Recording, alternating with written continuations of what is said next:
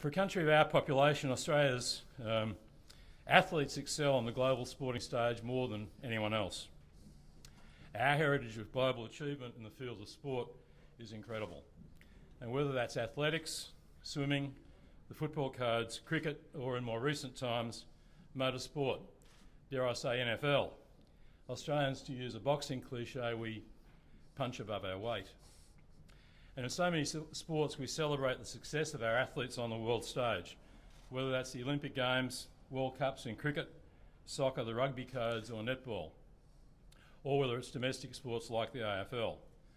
Australia reveres and recognises the champions who put us on that world stage and who excel in their chosen sport. In Australia, our champions are recognised and celebrated in several sports. In AFL, through the Brownlow Medal; in Rugby League, through the Dally M Medal; football, through the Johnny Warren Medal; rugby union, through the John Eales Medal; cricket, through the Alan Border Medal; and tennis, through the John Newcombe Medal.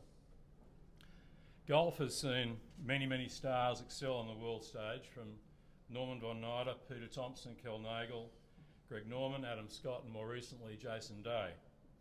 And on the female side, from Jan Stevenson, Jane Crafter, Kari Webb, and more recently Minjee Lee, to name a few.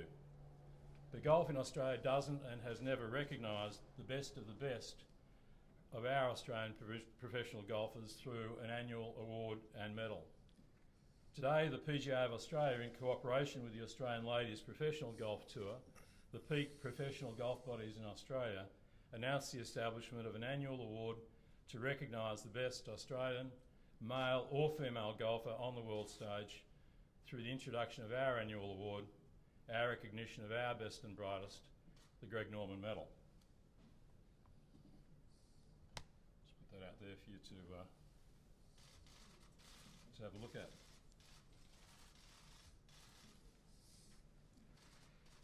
Greg Norman epitomises what is best about Australian golfers.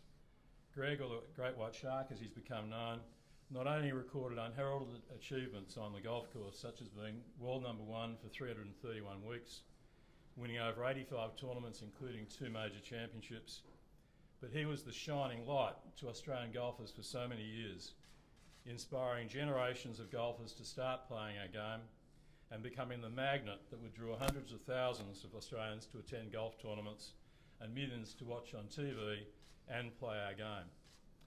Greg has a long list of awards and recognition personally. To name just a few, he's a life member of the PGA of Australia, holds an Order of Australia, was inducted in 2001 into the World Golf Hall of Fame, inducted as legend to the Australian Sports Hall of Fame, and he's been honoured by many others. I'd now like to ask Greg to make some comments and give his thoughts on this medal, which is being named in his honour. Yeah, thank you, Brian, and good morning, everybody. And to be honest, it's great to be back home, to tell you the truth. And to receive this award, obviously, when Brian called me a couple of months ago to discuss it, the simple answer was, yeah, it'd be an honour for me to have my name on a medal. Over the years, when you play the game of golf, you never anticipate the fact that one day your recognition of your efforts on the golf course, or maybe even off the golf course, will ever achieve the certain levels that they do achieve. But at the end of the day, when I do sit back and I do reflect on what I have done in my life, it's you go wow to a lot of degree, and to see that medal sitting in front of you, it's one of those achievements you never ever anticipated. So for me to sit here and say there's a Greg Norman medal, it's fairly easy, quite honestly, but honestly it's very, very difficult because now, when you have a name on your medal, like you have a name on the door or name on your business, you're representing your business, you're representing your country, but now I'm representing the sport in Australia on a different level. And I don't take that for granted. I take it from the fact that I've set the benchmark to some degree, and to see the success of the game of golf in Australia where it is today, and to know that I had just a little piece of that success is, again, another great honour. So for me to sit back, Brian, thank you to the PGA of Australia. If it wasn't for the PGA of Australia, obviously I wouldn't have been here at all. It's given me the opportunity to capture the sport that I've loved. But all in all, and quite honestly encompassing everything, it's the fact of what Australia has produced. I was just over there in the Opera House this morning and doing a summit for something else that's happening tonight, and to be able to sit there in the room of the intelligence that was over there and talk about the success of what this country is all about is really mind-boggling. And I think, quite honestly, we all take this country for granted. We have 22, 23 million people. We have 1 million expats around the world that just absolutely fly the Australian flag as high and as hard as we can actually fly it, no matter what profession we're in.